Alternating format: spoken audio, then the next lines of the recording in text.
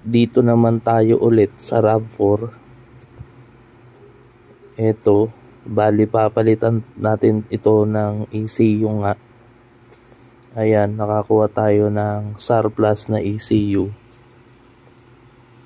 Wala kasi tayong makuhang bago, no? Kaya yung surplus na lang. Kaso yung nakuha nating surplus, madami siyang stored codes. Pero dun sa dating niyang ECU, isa lang yung stored codes niya. Yung kanyang input speed sensor, bali hindi gumagana.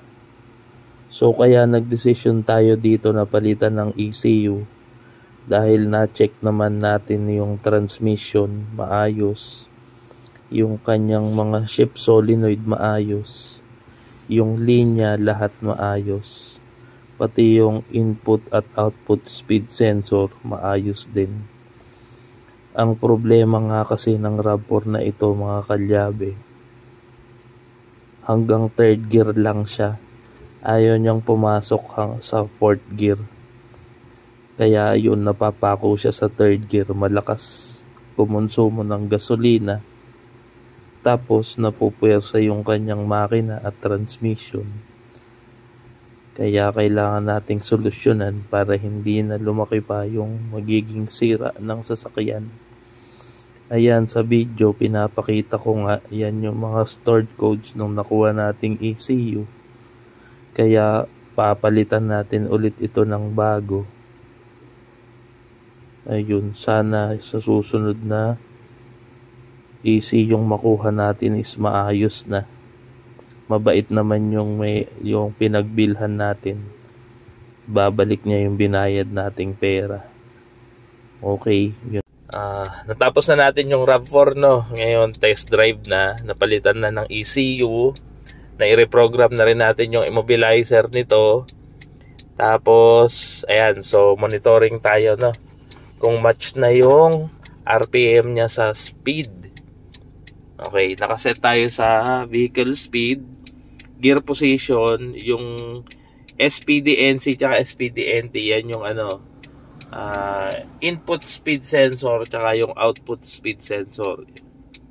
Yan yung dating walang reading. Ayan, makikita natin kung okay na. So first gear, drive.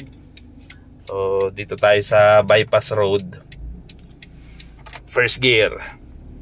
Ito yung dating napapako sa tres, sa third gear. Second gear.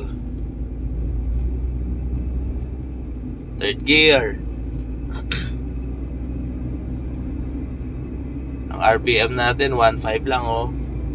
Ayun, naka fourth gear na tayo.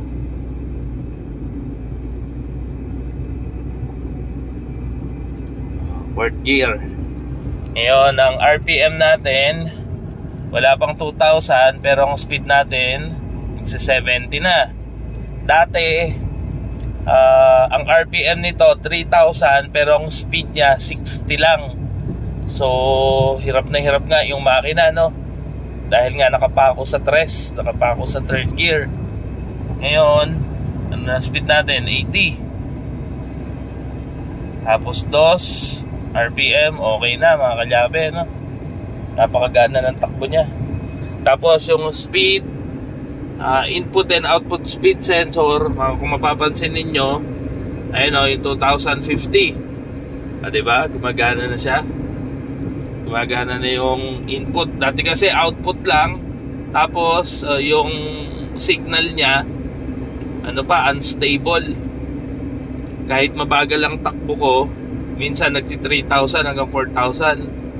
So ibig sabihin may problema talaga. Okay ang transmission, okay ang mga sensor, okay ang linya. Ang problema talaga is the ECU. Napalitan na ng ECU. So ayos na ayos na. Okay, mga ka-Team Llabe, no? Okay na to, for release na to. So yan lang, maraming salamat.